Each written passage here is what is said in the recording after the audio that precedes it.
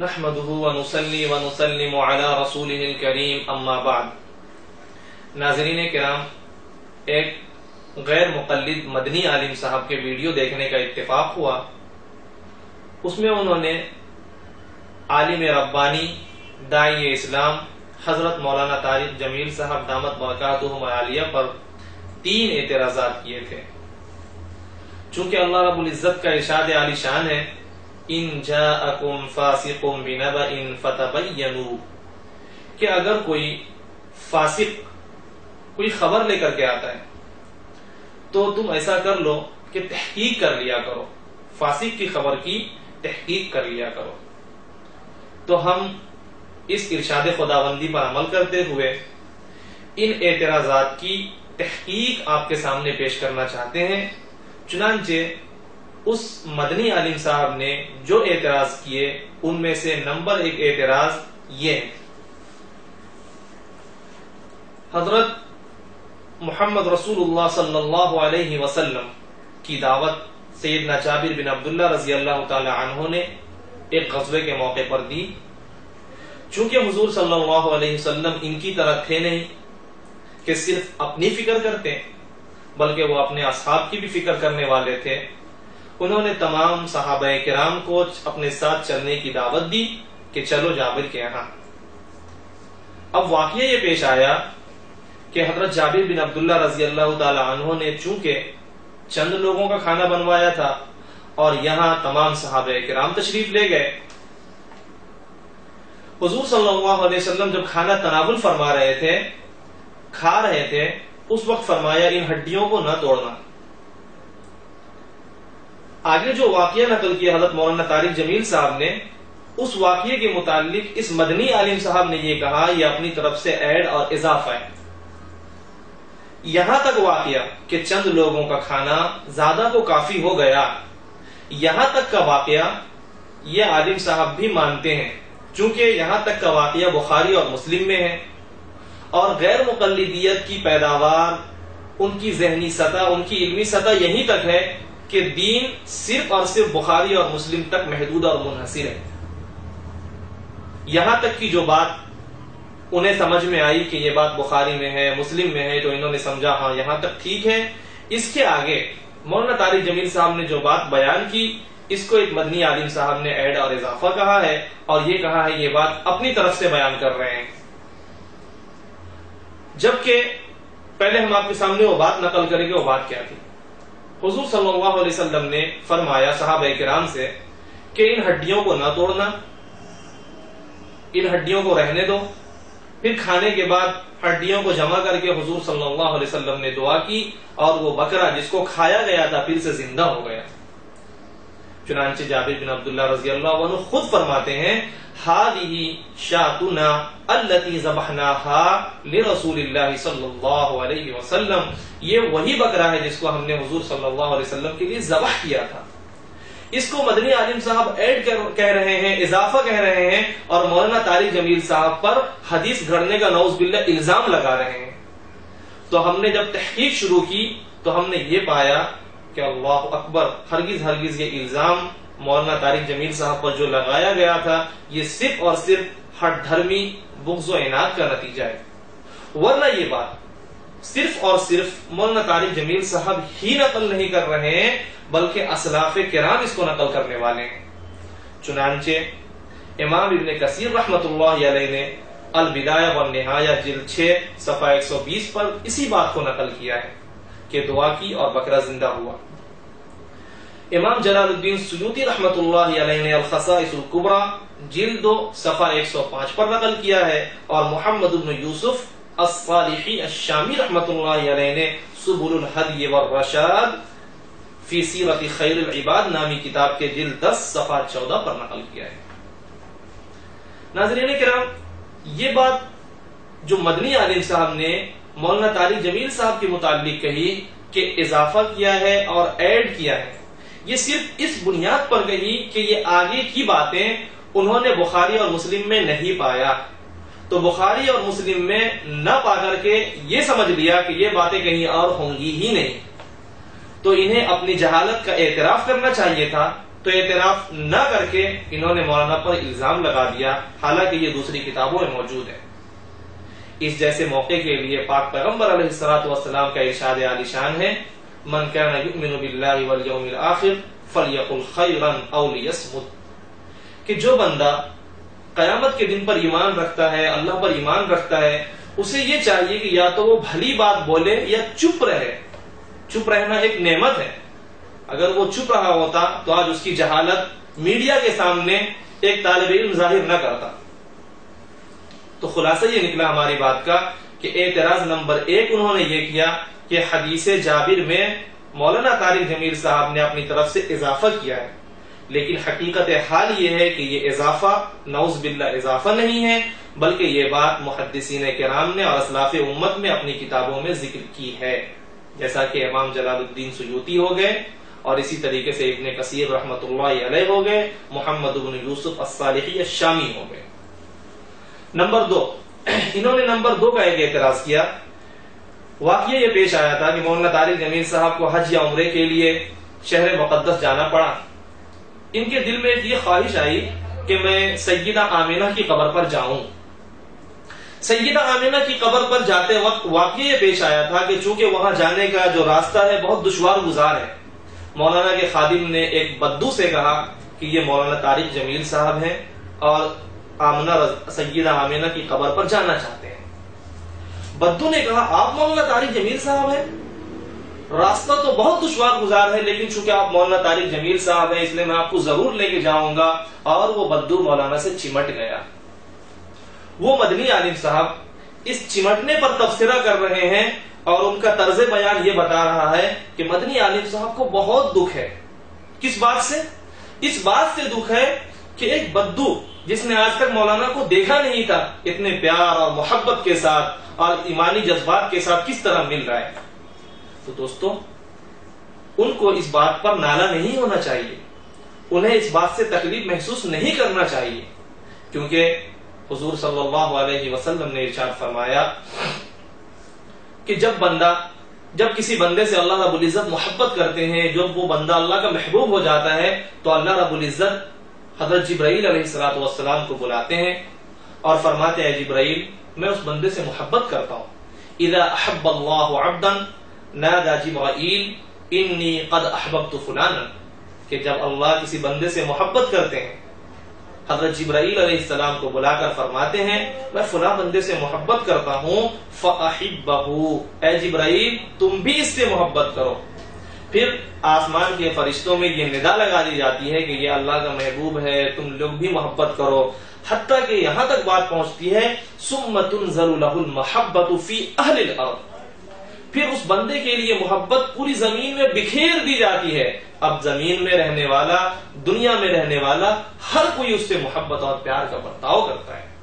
تو چونکہ اللہ رب العزت نے ان کے لیے محبت بکھیر دی، اللہ نے ان کو اپنا عزیز اور مقرب بنا دیا، تو اگر کسی بندے کے لیے وہ عزت میسر نہیں آ سکی تو ایک ذلیل انسان کو ایک باعزت شخص کی عزت پر حملے کرتے ہوئے اس طرح سے باتیں نہیں کرنا چاہیے اور انہیں تکلیف محسوس نہیں کرنا چاہیے۔ شاید اس مدنی عالم صاحب کو اس بات کا علم نہیں ہے کہ شریعت نے حسد کی اجازت ہرگز نہیں دی۔ ہاں رشک تو ضرور کر سکتے ہو، لیکن حسد کی اجازت ہرگز نہیں ہے۔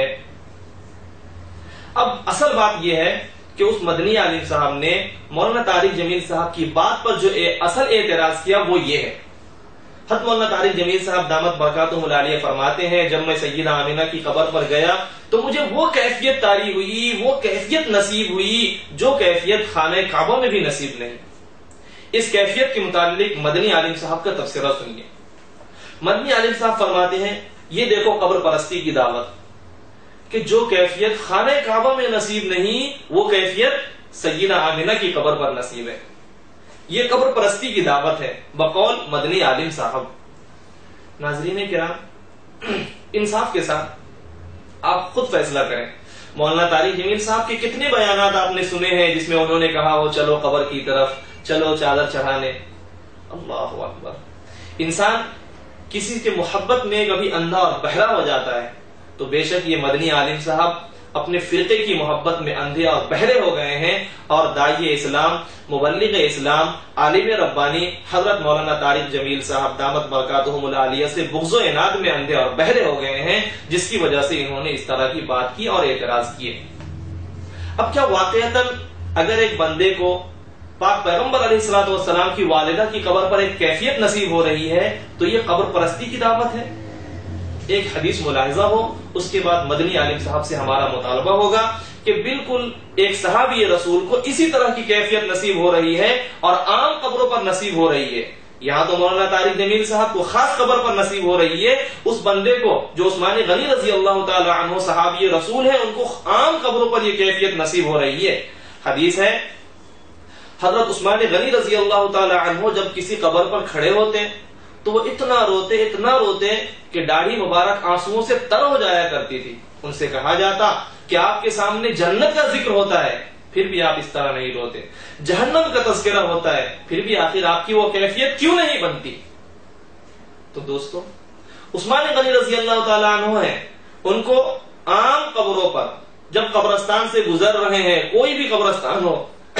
تو ایک ایسی کیفیت طاری ہو رہی ہے جو کیفیت ان کو جنت کے تذکرے کے وقت بھی نصیب نہیں، وہ کیفیت جہنم کے تذکرے کے وقت بھی نصیب نہیں۔ اب مدنی عالم صاحب اور ان کی تمام ذریت سے ہمارا یہ مطالبہ ہے کہ ان صحابی رسول، داماد رسول، خلیفہ راشد کے متعلق ایک ویڈیو بنا دے تاکہ آج تک عوام الناس نے صرف اور صرف علماء اور اولیاء کرام پر تبصرے اور اعتراضات کرنے کی وجہ سے جو آپ کو نیم رافضی کہا تھا، صحابہ کرام پر حملے آپ کیجئے تاکہ عوام الناس آپ کو پورے رافضی سمجھ لیں اور آج تک جس دھوکے میں تھے اس سے نکل جائے۔ ممکن ہے کوئی یہ کہہ بیٹھے کہ ہم نے جو حدیث نقل کی ہے حضرت عثمان غنی رضی اللہ تعالیٰ عنہ کے واقعے کے سلسلے میں وہ حدیث ضعیف ہے یا اس حدیث میں کلام ہے، تو امام ترمذی رحمۃ اللہ علیہ نے اس حدیث کو نقل کیا ہے اور اس کو حسن فرمایا ہے۔ اسی طریقے سے دنیا غیر مقلدیت کے امام اور بڑے محقق جنہوں نے حدیث کو دو ٹکڑوں میں بانٹ دیا، جنہیں دنیا الشیخ المتناقض کے نام سے جانتی ہے، یعنی شیخ ناصر الدین البانی صاحب، انہوں نے اپنی کتاب صحیح ابن ماجہ میں اس کو نقل کیا اور حسن فرمایا ہے، صحیح ترغیب و ترہیب میں نقل کیا ہے، اور اسی طریقے سے زبیر علی زئی صاحب جو ماضی قریب کے ان کے بڑے محقق گزرے ہیں، ان کی تحقیق سے ترمذی شریف انگلش میں شائع ہوئی ہے اور شائع کرنے والے ادارے کا نام ہے مکتبہ دارالسلام۔ یہ غیر مقلدین کا بہت بڑا مکتبہ ہے اور معتبر مکتبہ ان کے یہاں مانا جاتا ہے۔ انہوں نے اس کتاب کو شائع کیا ہے جو شیخ علی زئی کی تحقیق سے شائع ہوئی ہے۔ علی زئی صاحب نے بھی اس کی سند کو حسن فرمایا ہے، بلکہ آگے فرمایا وصححہ الذہبی، امام ذہبی رحمۃ اللہ علیہ نے اس کو صحیح فرمایا۔ تیسرا اعتراض جو مدنی عالم صاحب نے مولانا طارق جمیل صاحب دامت برکاتہم العالیہ کے سلسلے میں نقل کیا وہ یہ کہ مولانا طارق جمیل صاحب نے اپنے ایک بیان میں فرمایا اللہ رب العزت نے حضور صلی اللہ علیہ وسلم کی نماز جنازہ پڑھی۔ اس بیان کے متعلق مدنی عالم صاحب فرماتے ہیں اللہ اکبر، اس سے بڑا جھوٹ۔ دوستو میں رک کر کے ایک بات آپ کو بتاؤں، غیر مقلد فرقے کے دو چار عالم جو ان کے یہاں عالم مانے جاتے ہیں، ان کی یہ عادت ہے، انہوں نے اپنا ایک وتیرہ اور شیوا بنا رکھا ہے کہ جب علماء دیوبند، علماء حق کے خلاف جھوٹ بولنا ہوتا ہے تو بولتے ہیں انا للہ و انا الیہ راجعون، نعوذ باللہ، پھر اس کے بعد اپنے رومال پہ ہاتھ پھیرتے ہیں اور دجالیت دکھاتے ہوئے عوام الناس کو متاثر کرنے کی کوشش کرتے ہیں۔ تو انہوں نے اس واقعے کو نقل کر کے کہ مولانا طارق جمیل صاحب نے یہ فرمایا کہ اللہ رب العزت نے حضور صلی اللہ علیہ وسلم کی نماز جنازہ پڑھی، اس کے متعلق فرما رہے ہیں اللہ اکبر، اس سے بڑا جھوٹ۔ تو ہم آپ کے سامنے ایک سلفی عالم کو پیش کرنا چاہتے ہیں جن کو غیر مقلدین اپنا بڑا منوانے کی کوشش کرتے ہیں اور عوام الناس کو یہ تاثر دیتے ہیں کہ وہ ہمارے بڑے تھے، ہم ان کو اپنا امام مانتے ہیں۔ شیخ الاسلام امام ابن تیمیہ رحمۃ اللہ علیہ کے عظیم المرتبہ شاگرد، جلیل القدر شاگرد شیخ ابن تیمیہ حنبلی رحمۃ اللہ علیہ، شیخ ابن القیم حنبلی رحمۃ اللہ علیہ، ابن تیمیہ کے عظیم شاگرد علامہ ابن قیم رحمۃ اللہ علیہ، انہوں نے عقیدے کے متعلق ایک کتاب لکھی. آپ حیران ہوں گے دوستو، انصاف سے کام لینا چاہیے کہ شیخ طارق جمیل صاحب ایک بات کو دوران خطابت فضائل کے باب میں نقل کر رہے ہیں، لیکن وہی بات جس کو انہوں نے جھوٹ کہا اور شرکیہ باتیں کہی ہیں، اور ان کے فرقے کے لوگ اس کو شرکیہ باتیں کہتے ہیں نعوذ باللہ، اور اس کو موضوع کہتے ہیں، یہ بات علامہ ابن قیم رحمۃ اللہ علیہ عقیدے کے باب میں نقل کر رہے ہیں. کتاب کا نام ہے اجتماع جیوش الاسلامیہ. اس کتاب کے اندر انہوں نے اس بات کو نقل کیا ہے اول من یصلی علی رب العالمین، یا اول من یصلی علی الرب جل وعلا، کہ سب سے پہلے حضور صلی اللہ علیہ وسلم نے فرمایا کہ سب سے پہلے جو میرے اوپر میری نماز پڑھنے آئے گا وہ میرا رب ہوگا. تو اس بات کو صرف مولانا طارق جمیل صاحب نقل کرنے میں اکیلے نہیں ہیں، اور اگر یہ جھوٹ ہے تو نعوذ باللہ یہ جھوٹ بولنے والے تمہارے امام جن کی طرف تم اپنی نسبت کرتے ہو، علامہ ابن قیم حنبلی رحمۃ اللہ علیہ، انہوں نے اس بات کو عقائد کے باب میں نقل کیا. اب تمہاری ذمہ داری ہونی چاہیے، اب یہ تمہاری ذمہ داری ہونی چاہیے کہ جو بندہ ایک بات فضائل کے باب میں نقل کر رہا ہے وہ قابل اعتراض ہوا اور اس کے خلاف آپ نے ویڈیو بنایا، تو وہی بات عقائد کے باب میں مذکور ہے، اس کے خلاف کم سے کم تم یا تمہاری ذریت، اور اگر تم مر کے مٹی ہو جاؤ تو پھر وصیت کر جانا اپنی ذریت کو کہ کم سے کم 2 ویڈیو ان کے متعلق ضرور بنائیں. اخیر میں یہ مدنی عالم صاحب اپنے جہلا کو مشورہ دیتے ہوئے فرما رہے ہیں کہ مولانا طارق جمیل صاحب کا بیان وہی سنے جس کے پاس کچھ علم ہے، عام لوگ اس بیان کو ہرگز نہ سنیں. میں بالکل مدنی عالم صاحب کی اس بات سے 100% متفق ہوں کہ جس کے پاس علم نہ ہو وہ مولانا کا بیان ہرگز نہ سنے. بلکہ میں تو آگے بڑھ کے یہاں تک کہتا ہوں کہ اگر کسی بندے کو خیانت اور حسد جیسی بیماری لگی ہوئی ہے وہ بھی مولانا کا بیان ہرگز نہ سنے، ورنہ وہ اسی طرح کا اعتراض کر بیٹھے گا جیسے اس مدنی عالم صاحب نے کیا، اور اس کے بعد وہ یہ کہے گا مولانا نے جھوٹ بولے ہیں. جبکہ ویڈیو دیکھنے والے حضرات خود بخود فیصلہ کر لیں گے کہ جھوٹ بولنے والا کون ہے، حسد کی بیماری میں مبتلا کون ہے، اور اس کے بعد دجالیت دکھانے والا کون ہے کہ ایک عالم ربانی کے خلاف اس طرح کی باتیں کر رہے ہیں، جبکہ یہ باتیں اسلاف کرام سے ثابت ہیں اور سلفی علماء سے ثابت ہیں.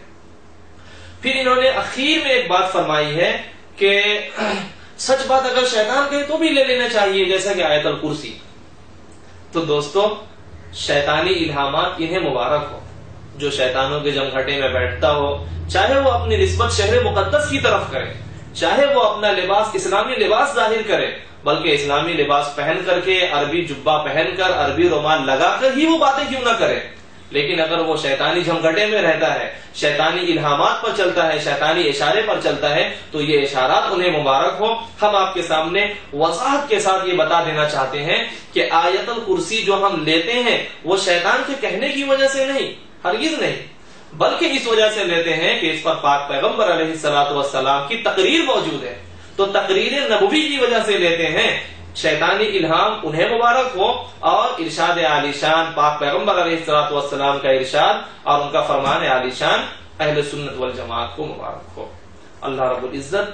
پوری دنیا اسلام کو ہر طرح کے چھوٹے بڑے دجالی فتنوں سے اس کی حفاظت فرمائے. آمین. این دعا ازمن و از جملہ جہاں آمین بعد، وآخر دعوانا الحمد للہ رب العالمین.